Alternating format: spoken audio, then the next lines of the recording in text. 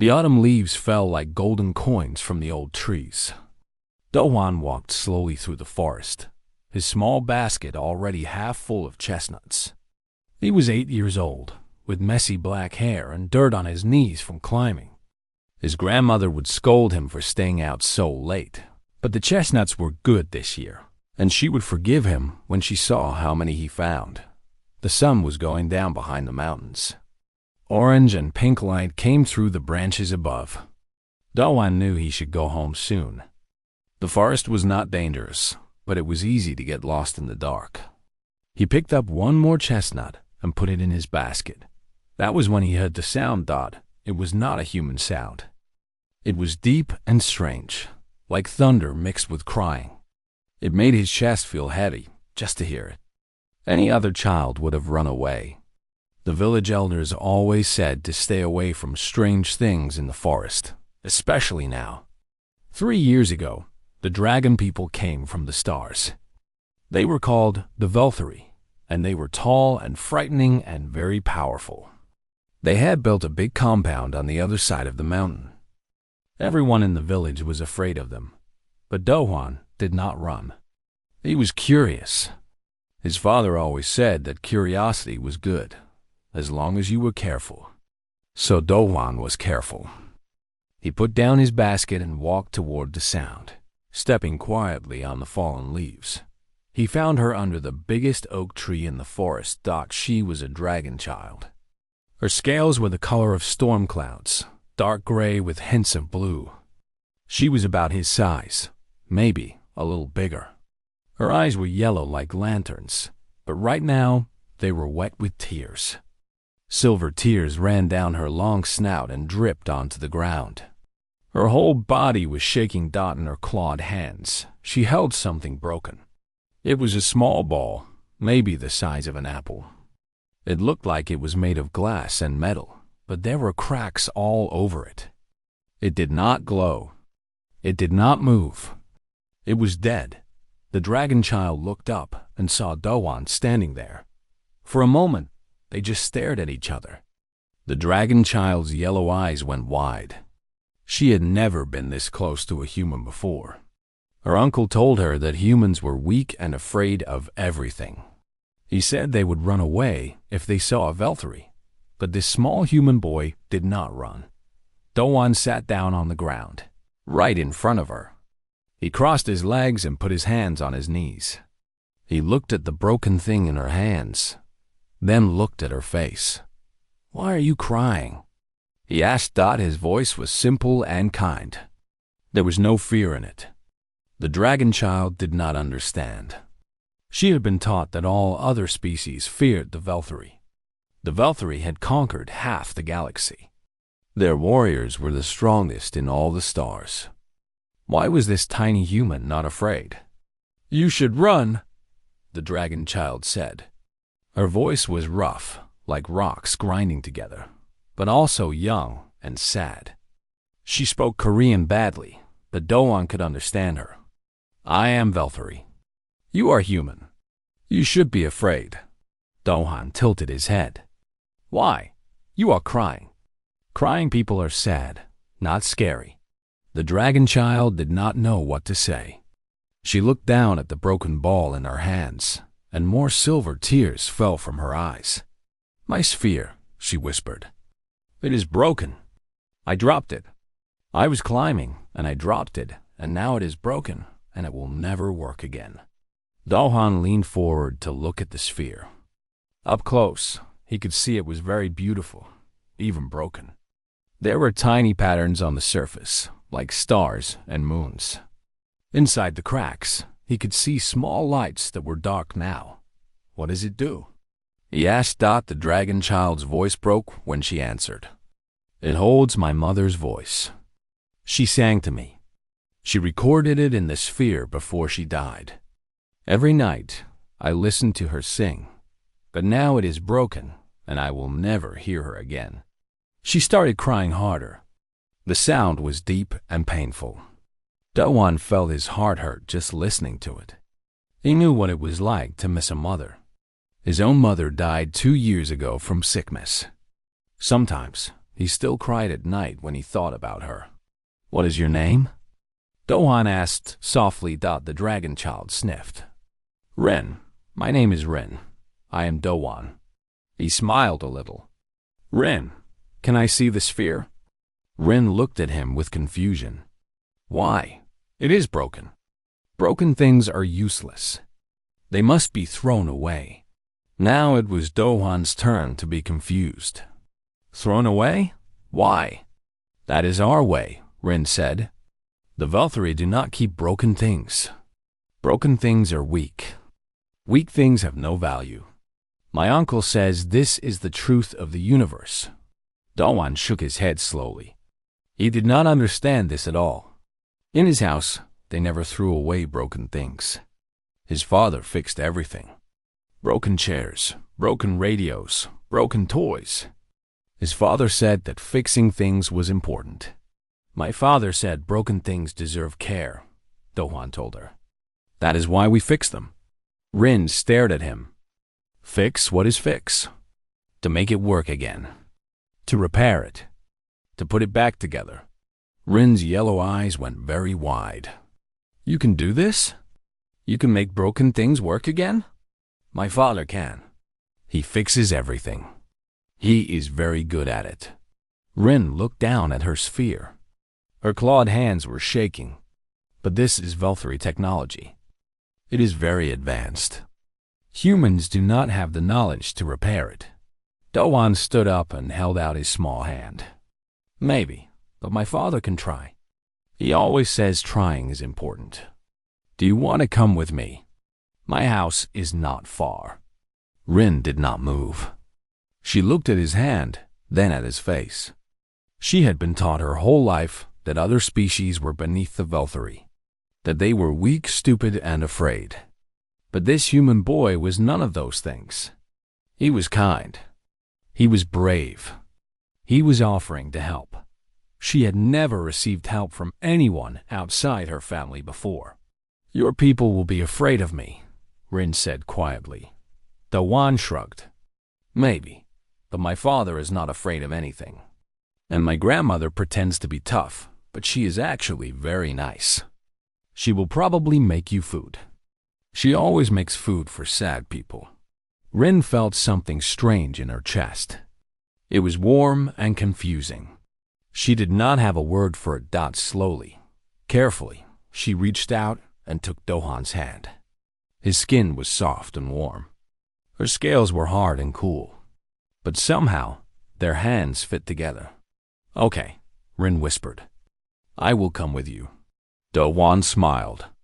It was a bright smile, like sunshine. "Good, but we have to get my basket first.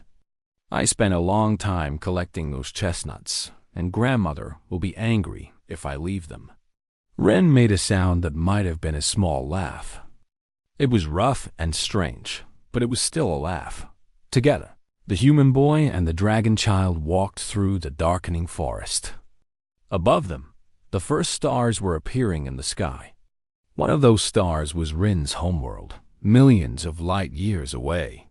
But right now, holding the hand of this strange, kind boy, that world felt very far away indeed. That, and in her other hand, she held her mother's broken sphere. And for the first time since she dropped it, she felt something like hope. The small house sat at the edge of the village, near the rice fields. It was old but clean, with a tile roof and a wooden porch. Smoke came from the chimney. Inside, Grandmother Yunya was preparing dinner and wondering where her grandson had gone. When she heard footsteps on the porch, she turned around with a scolding ready on her lips. But the words died in her throat. Do-hwan stood in the doorway, holding the hand of a dragon. Yunya dropped her wooden spoon. It clattered on the floor, but she did not pick it up. She just stared. The dragon child stared back with yellow eyes full of fear. "Grandmother," Do-hwan said calmly, "this is Rin. She is sad because her toy is broken. Can she stay for dinner?" Yunja's mouth opened and closed several times. No sound came out. In all her 70 years, she had never imagined she would see a Valkyrie in her kitchen. The dragon people were frightening. They had conquered planets. They had weapons that could destroy cities. And now one was standing in her home, holding her grandson's hand. But then Yunia looked more carefully. She saw that the dragon child was shaking. She saw the silver tear marks on the gray scales. She saw how tightly the child held a broken object against her chest. And she saw that despite everything, this was still just a child. A scared, sad child. Yunia was a grandmother. She had raised 3 children and helped raise 5 grandchildren. She knew a hurting child when she saw one. "Sit down," she said finally, her voice rough. "I will make more rice." Rin did not understand. She looked at Do-hwan with confusion. "She is not afraid?" Do-hwan smiled. "Grandmother is afraid of nothing, except maybe spiders. She really does not like spiders." They sat at the low table in the main room. Rin did not know how to sit like humans, so she folded her legs awkwardly beneath her. Her tail kept hitting the floor.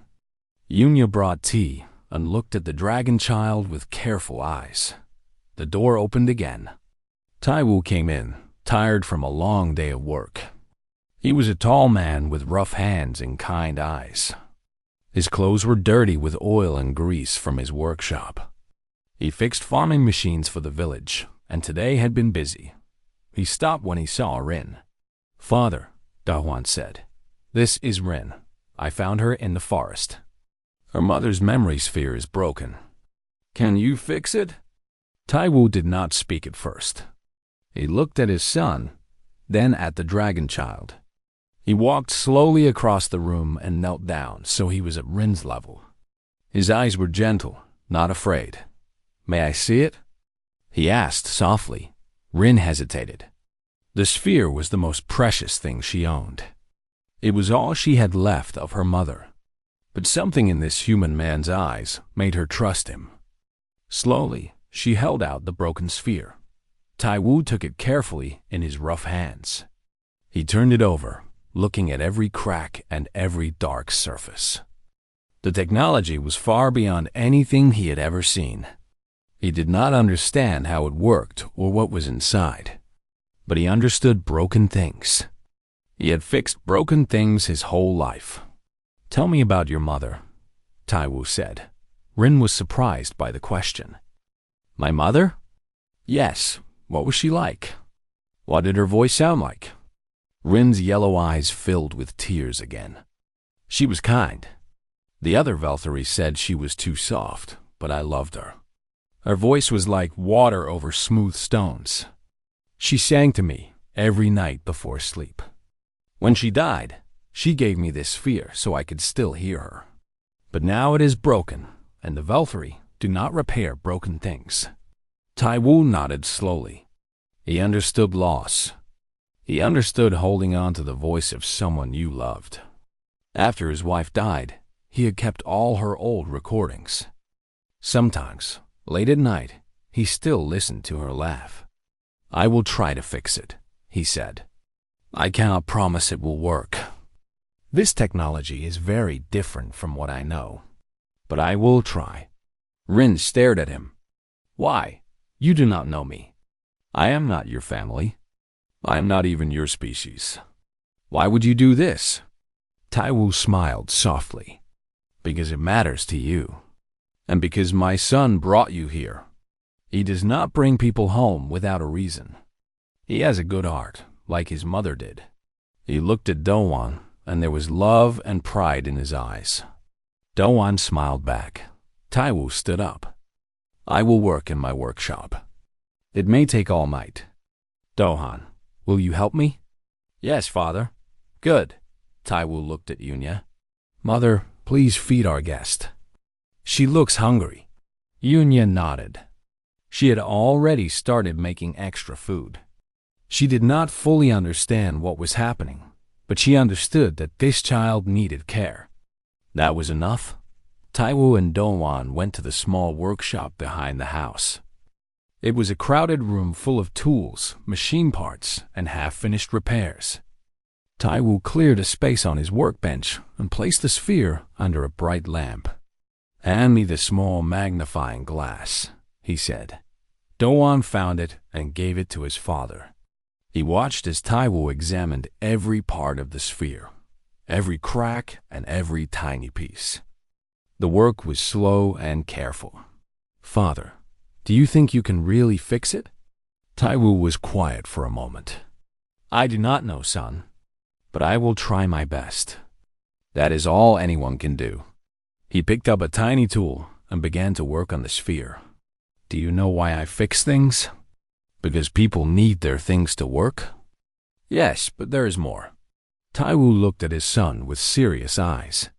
"When you fix something, you are not just making it work again. You are showing love. You are saying that this thing matters, that the person who owns it matters. Fixing is an act of care." Dawan thought about this. "Is that why you fixed Mother's music box after I broke it?" Taiwu smiled sadly.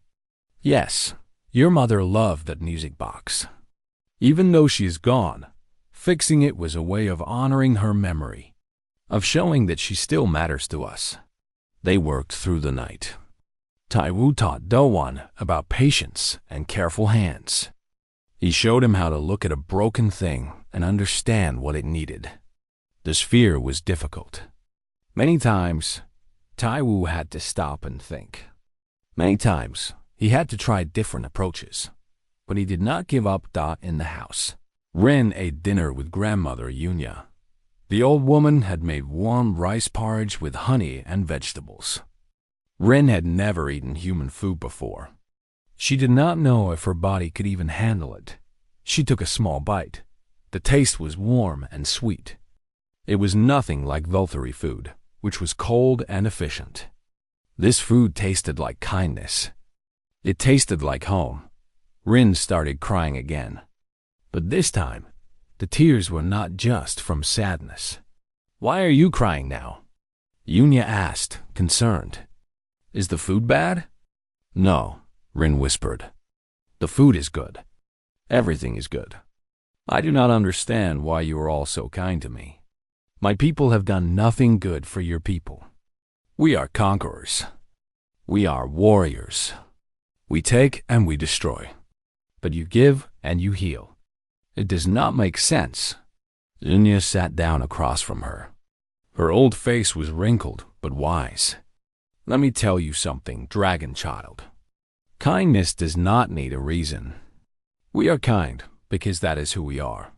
My grandson brought you here because you were sad. My son is fixing your toy because it matters to you. And I am feeding you because you are hungry. These are simple things. They're not simple to my people. Then maybe your people have forgotten something important." Rin did not know what to say. She just sat there, eating warm porridge and thinking about everything she had been taught. Everything she thought she knew about the universe. As the night went on, she fell asleep at the table. Yunya covered her with a blanket. The dragon child slept peacefully for the first time in many days. In the workshop, dawn began to light the sky. Taiwu had worked all night without rest. His eyes were tired, but his hands were steady. He had done something he was not sure was possible. The sphere was whole again. Not perfect, no. There was a thin line of gold running through where the crack had been.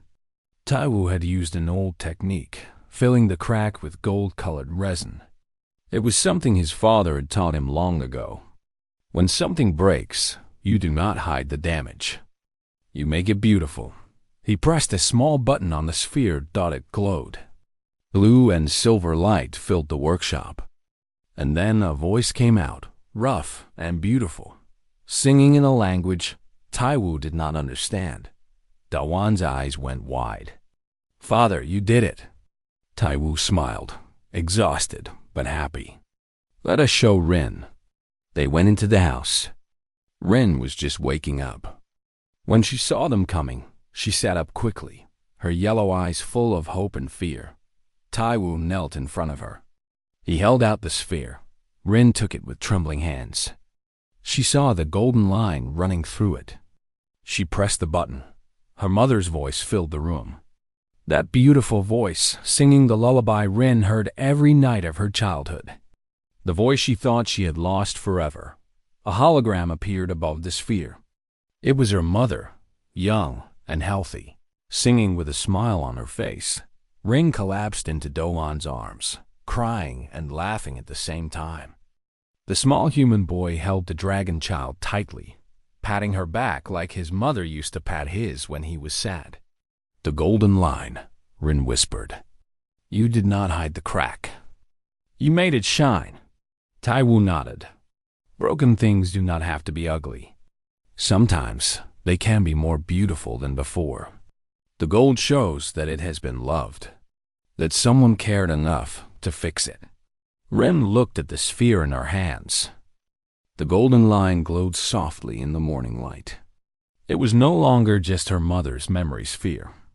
It was proof that somewhere in the universe there were people who cared about broken things, who cared about her. "Thank you," she said, her voice breaking. "Thank you. I will never forget this." And she never did. 3 days had passed since Rin came to the village. 3 days of warm food, kind words, and peaceful sleep. Rin had never been so happy. She played with Do-Wan in the forest, learning how to climb trees and catch insects. She helped grandmother Yunya in the kitchen, learning how to cook rice. She sat with Taiwu in his workshop, watching him repair broken things with patient hands. She did not want to leave. For the first time in her young life, she felt like she belonged somewhere. But the Velthari had been searching for her. On the morning of the 4th day, the sky turned dark. A massive shadow passed over the village. People ran out of their houses and looked up with fear in their eyes. A Velthari warship hung in the air, blocking the sun. It was 100 times bigger than any human vehicle, made of black metal that seemed to eat the light. The ship landed in the center of the village square. Dust and wind blew everywhere. Farmers dropped their tools. Children hid behind their parents. Everyone was afraid. The dragon people had come. A door opened in the side of the ship. Soldiers walked out, one after another. They were huge, 7 feet tall, covered in armor made of living metal. Their scales were dark as night. Their eyes burned with cold fire. Each of them carried weapons that could destroy buildings. At the front walked the largest of them all. He was Commander Vorth, one of the greatest warriors in the Velthari Empire. He had conquered 12 planets. He had destroyed entire fleets. He was feared across the galaxy. He was also Rin's uncle. "Where's the child?" His voice boomed across the village. "Where's Rin of House Skyfire? She has been missing for 3 days. We know she's here. Return her now, or face the consequences." The villagers were frozen with fear. No one spoke. No one moved. They did not know what to do. Some of them did not even know a dragon child had been staying in their village. Then a door opened. Taiwu walked out of his house, calm and steady. Beside him stood Do-Wan. They walked toward the massive soldiers without fear. The villagers stared at them like they were crazy. Vorth looked down at the 2 humans. To him, they were tiny and weak. Their soft skin could be cut with a single claw. Their fragile bodies could be crushed with one hand. He did not understand why they were not running away. "You," Vorth said, pointing at Taiwu. "Do you know where the child is?" "Yes," Taiwu replied. His voice was calm. "She has been staying with us." A murmur went through the soldiers. Vorth's eyes narrowed. "Staying? You mean you took her? You abducted her?" "No," Taiwu said firmly. "My son found her in the forest. She was crying. She was alone and sad. We helped her." Vorth's laugh was harsh and cold. "Helped? Humans do not help Velthari. Humans fear us. Humans serve us. What have you really done with her? What do you want? Dohan stepped forward. He was so small compared to the giant warriors, but his eyes were brave. We did not do anything bad. Rin is my friend. Her toy was broken and my father fixed it. That is all. Varath stared at the tiny human boy. He could not believe what he was hearing. A human child, standing before him without fear, claiming to be friends with a Veltari. It was impossible. It was ridiculous. Uncle! Rin pushed through the line of soldiers. She ran to the front and stood between Varath and the humans. Her gray scales were clean and her yellow eyes were bright. She looked healthier than Varath had ever seen her. Rin, Varath said, his voice softer now. Are you hurt? What did they do to you? They did nothing bad, Uncle. They took care of me. They fed me and gave me a place to sleep.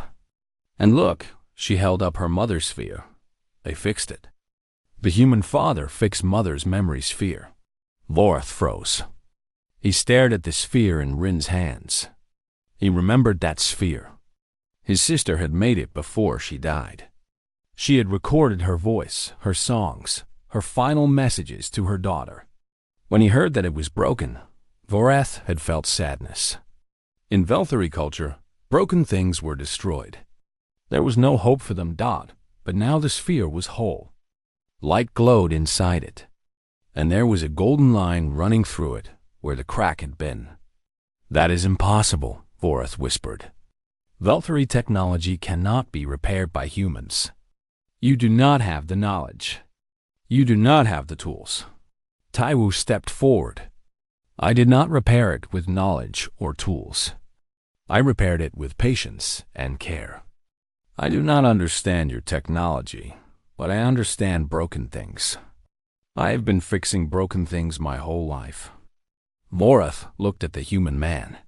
He was tall for a human, but still small compared to a Veltari. His hands were rough and scarred from work. His eyes were gentle, not afraid. Show me, Varath demanded. Rin handed the sphere to her uncle. He held it carefully, looking at the golden seam. Then he pressed the activation button. Light bloomed from the sphere. A hologram appeared, shimmering and beautiful. It was Varath's sister, alive and smiling, singing a lullaby she used to sing when they were both young. Her voice filled the village square, soft and warm and full of love. Varath's hand began to shake. He had not heard his sister's voice in 5 years. He thought he never would again. How? His voice cracked. How did you do this? Taiwu took a breath. The crack was deep, but not complete. The core was still whole.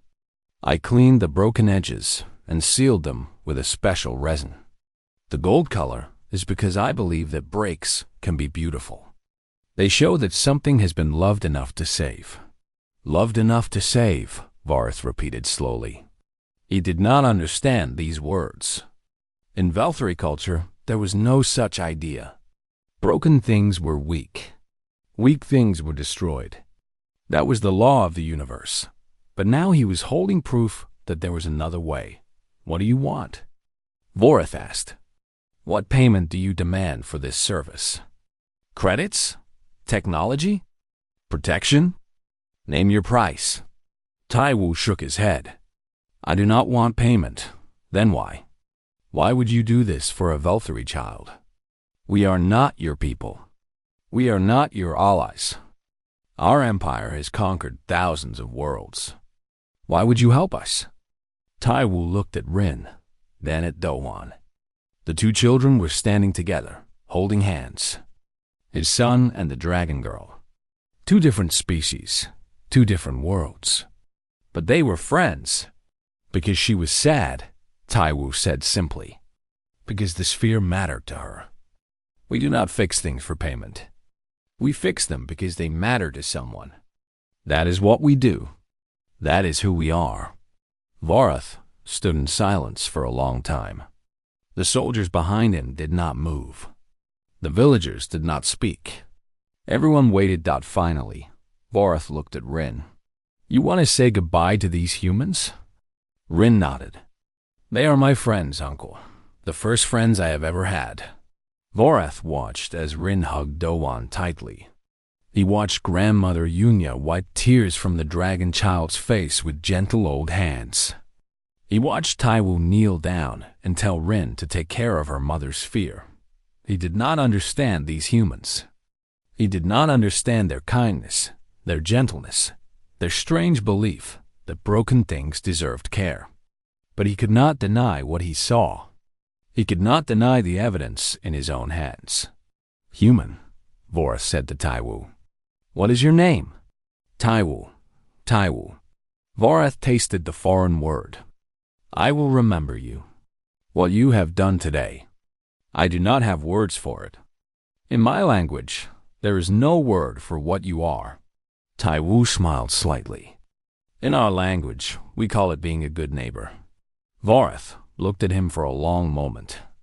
Then, slowly, he bowed his head. It was a small movement, but for a Velthari commander, it meant everything. His soldiers gasped. They had never seen their commander bow to anyone. Thank you, Taiwu, Vorath said quietly. For my niece, and for my sister. He turned and walked back to the ship. Rin followed, still holding her glowing sphere. At the door, she turned and waved at Dohan one last time. The human boy waved back, his eyes wet with tears. The ship rose into the air and disappeared into the clouds. The village was quiet, but something had changed. Not just in the village, but far away, in the heart of a warrior who had conquered worlds. Vorath sat alone in his chamber, looking at his sister's sphere, watching the golden line shine in the light.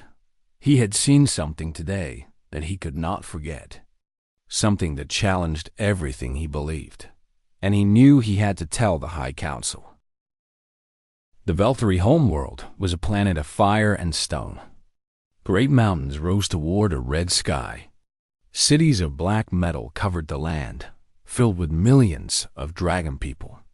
It was the heart of an empire that stretched across 1,000 star systems. It was the most powerful civilization in the known galaxy.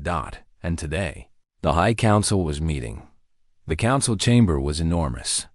Stone pillars rose to a ceiling lost in darkness. Torches burned with blue fire.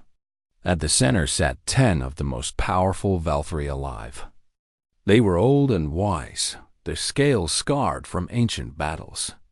They ruled the empire with iron claws. Commander Vorath stood before them. He had never felt nervous in battle, but now his hearts were pounding. What he was about to say would change everything, or it would get him executed for madness. Speak, Commander, said High Counselor Draven.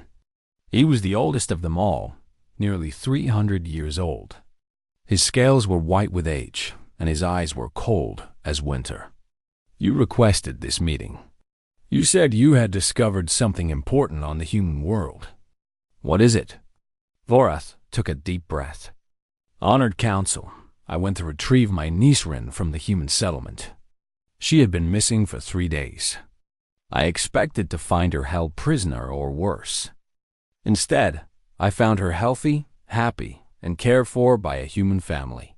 The council members looked at each other. This was strange, but not particularly important. Go on, Draven said. Vorath held up the memory sphere. Its golden seam glowed in the blue firelight. This belonged to my sister. She died 5 years ago. The sphere held her voice, her songs, her final words to her daughter. When it broke, we believed it was lost forever. Our technology does not allow for repair. Once something breaks, it is destroyed. That is our way. He paused, but the humans repaired it. Silence fell over the chamber. The counselors stared at the sphere. They could see the crack, but they could also see that it was whole. Light glowed inside it. The technology was working. Impossible, Draven said flatly. Human technology is primitive. They cannot even travel between stars without our permission. How could they repair Velthari work? The human who repaired it did not use technology, Vorith said. He used his hands. He worked through the night, studying the damage, finding ways to seal the cracks. He did not understand how the sphere worked, but he understood how to care for broken things. Care. Draven made a sound of disgust. Broken things do not need care. They need to be discarded. This is the law of the universe. The strong survive. The weak are destroyed. This is how we built our empire. I believe the same, High Counselor. But what I saw on Earth challenged that belief. Vorith told them everything. He told them about the small human boy who found Rin crying in the forest. About the father who worked through the night to fix a stranger's toy. About the grandmother who fed a dragon child warm food without asking for anything in return. When I asked the human what he wanted in payment, he refused, Vorith said. He said he fixed the sphere because it mattered to Rin, not for credits, not for power, just because it mattered to someone. Draven leaned forward. This is foolishness. The human clearly wanted something. All species want something. He was probably afraid of you and said what you wanted to hear. He was not afraid, Vorith replied. Neither was his son. The boy stood before me, a warrior who has conquered worlds, and he did not shake. He did not run. He called my niece his friend. Another counselor spoke. Her name was Yura, and she was younger than most of the council. She was also Rin's aunt on her mother's side. Where is Rin now? Can she tell us about her experience? Vorith nodded. She is outside. She asked to speak to the council. Draven waved his hand. Bring her in. The great doors opened. Rin walked into the chamber, small and young among these ancient giants. But she walked with her head high. The memory sphere hung from a chain around her neck, the golden seam glowing softly. Child, Yura said gently, tell us what happened with the humans. Rin stood before the most powerful beings in her civilization. She was scared, but she thought of Dohwan. She thought of his brave eyes, his kind smile. If a human boy could stand before her uncle without fear, then she could stand before the council. I was crying in the forest, Rin began. My mother's sphere had broken, and I thought I had lost her voice forever. I was alone and sad. Then the human boy came. She told him everything. About Dohwan's kindness. About the warm house and the strange food. About Taiwu's gentle hands and grandmother Yunja's soft blanket. She told them about watching the human father work all night, never giving up, never losing patience. When he gave me the sphere in the morning, it was more beautiful than before, Rin said. The golden line is not a scar. It is proof that it has been loved. The human said that broken things can be more beautiful than whole things because they have been cared for. The council was silent. These were ideas they had never heard before, concepts that did not exist in their language. Finally, Draven spoke. This is weakness. The humans cling to broken refuse because they are too weak to create new things. We are the Valkyrie. We are strong. We do not need to fix what is broken. We simply build again. But Yura shook her head slowly. Perhaps we should consider another view, High Counselor. What view? The view that we have forgotten something. Yura stood up. We have built an empire on strength and conquest. We have destroyed 1,000 worlds. We are feared across the galaxy. But are we loved? Do any species welcome us? When we arrive at a planet, do they feel hope or fear? Fear is enough, Draven said coldly. Fear keeps order. Fear keeps peace. But the humans were not afraid, Rin said loudly. Everyone looked at her. I told Dohwan he should be scared of me. I am Valkyrie. Our empire conquered half the galaxy. But he said I was not scary because I was crying. He said, crying people are sad, not scary. He saw me, not my species. Yira nodded. That is what I mean. The humans saw a child, not an enemy. They responded with care, not fear. Is it possible that their way has value that we have not considered? Draven laughed harshly. You want us to learn from humans? From those weak, soft creatures who have barely left their own planet? The Velthari have nothing to learn from them. Then how do you explain the sphere? Vorath asked. He held it up again. Our best engineers could not have repaired this. Our most advanced technology could not have restored my sister's voice. But a simple human mechanic did it with his hands and his patience and something he called love. The word hung in the air. Love. There was no exact translation in the Velthari language. The closest words were possession or protection, but those were not the same. The humans had a different concept, something the Velthari did not understand. Yira made a proposal. I request that we send a delegation to Earth, not to conquer, not to trade, but to learn. Let us study these humans and their strange ideas. Let us try to understand what they know that we do not. Draven's eyes flashed with anger. This is madness. The Velthari do not learn from lesser species. We are the masters of the galaxy. We were masters of conquest, Yura replied calmly. But conquest is not everything. The humans have survived on their small planet for thousands of years. They have faced disasters and wars and diseases. Yet, they still care for each other. They still fix broken things. They still love. Perhaps there is strength in that. The vote was close. Draven and his supporters voted against it. But Yira had enough supporters among the younger counselors. The motion passed. For the first time in Velthari history, they would send scholars to study another species as teachers, not as subjects. Rin walked out of the council chamber with her heart full of hope. The sphere around her neck glowed warmly. She touched it and thought of the kind human boy who had changed her life. She thought of his father's gentle hands. Broken things deserve care. She would spend the rest of her life proving that this was true. And she would start by becoming a bridge between her people and the humans, who had saved her mother's voice. The Empire would never be the same.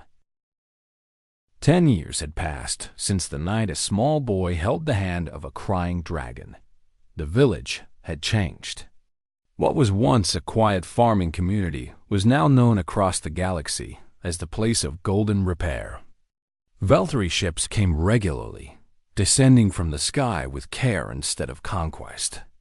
They brought broken treasures, damaged heirlooms, and shattered memories. They left with something they could not find anywhere else in the universe. Hope Duhuan was 18 now.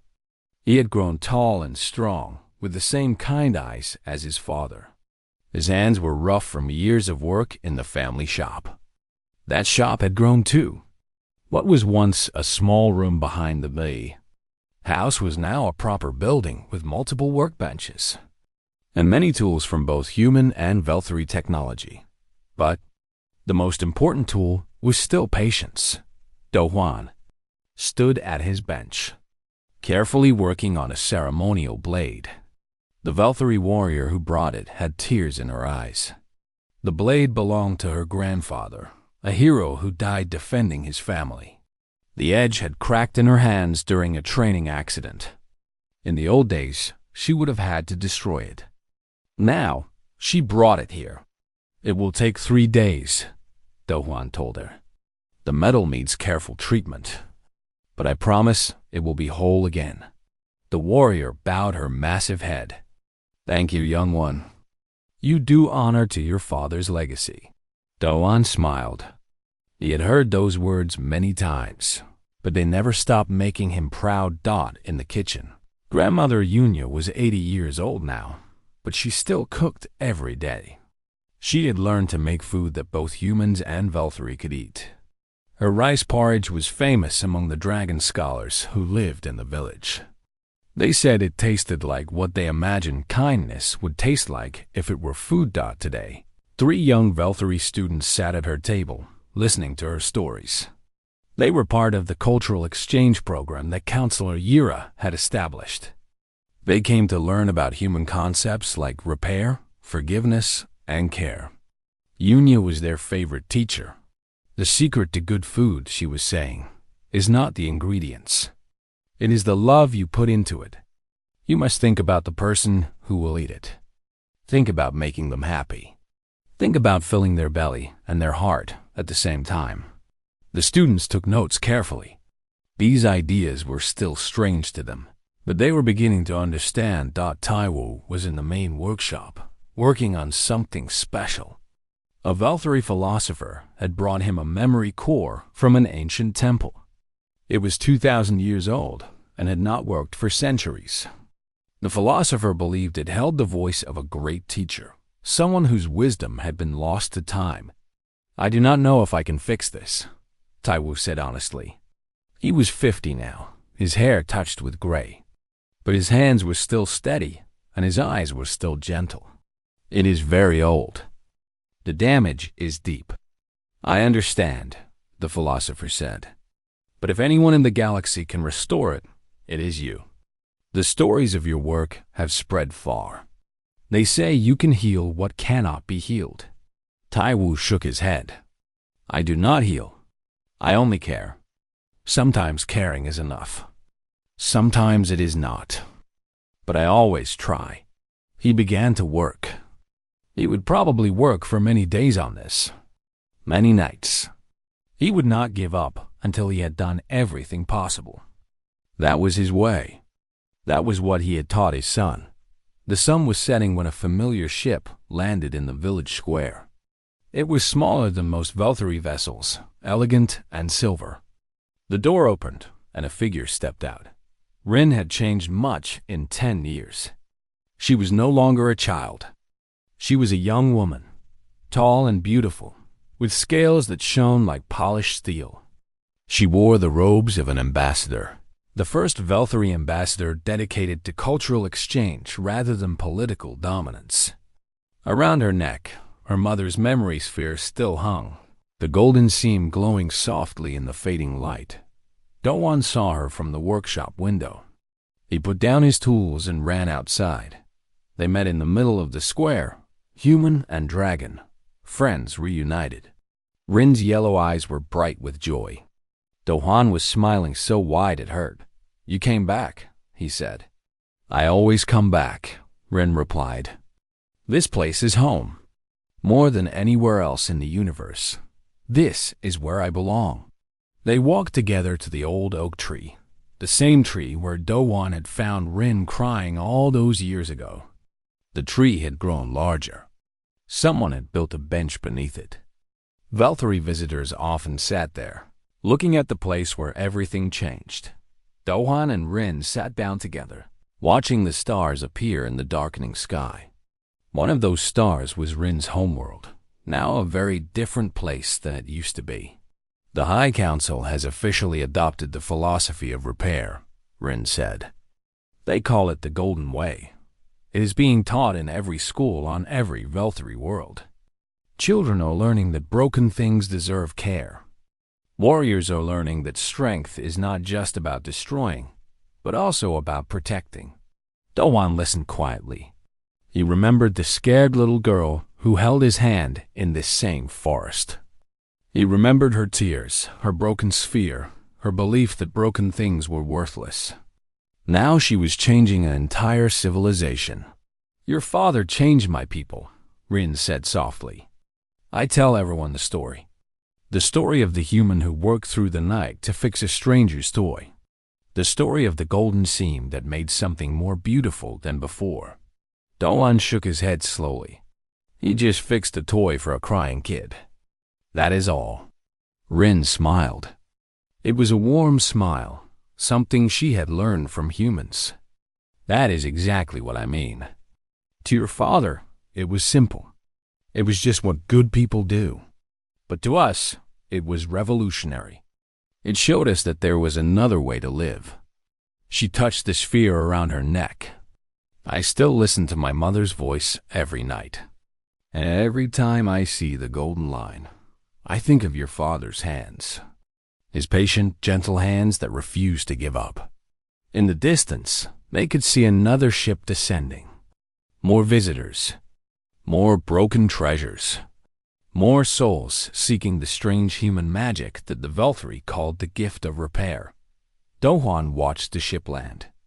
Tomorrow, he would be in the workshop again, fixing another broken thing, teaching another visitor about care and patience.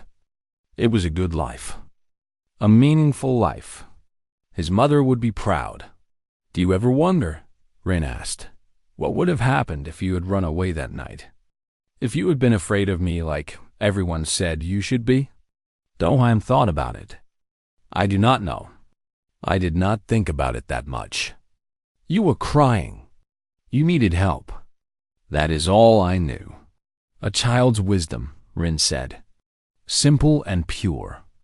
No complicated thoughts about politics or species or empires. Just one person seeing another person in pain and wanting to help. Is that not how it should be?"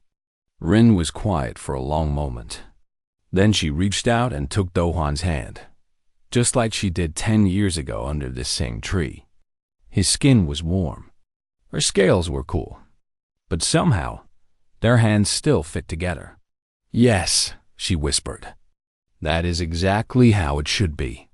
Inside the house, Grandmother Yunya was preparing dinner. Taiwu was putting away his tools for the night. The Valkyrie students were setting the table, carefully placing chopsticks and bowls like they had been taught. Outside, more ships were coming. They would come every day, from every corner of the galaxy. They would bring their broken things and their wounded hearts. And they would find a family that welcomed them, fed them, and taught them that damage was not the end, that it was only the beginning. Do-hwan stood up and helped Ren to her feet. "Come on, Grandmother made porridge. You know it is your favorite." Rin laughed, that rough and beautiful sound. "I have eaten in the finest halls of the Empire. I have tasted food from 100 worlds. But nothing compares to your grandmother's porridge. That is because she puts love in it." "I know. I can taste it." They walked together toward the warm lights of home. Behind them, the stars shone bright, and somewhere across the galaxy, Valkyrie children were learning a human lesson.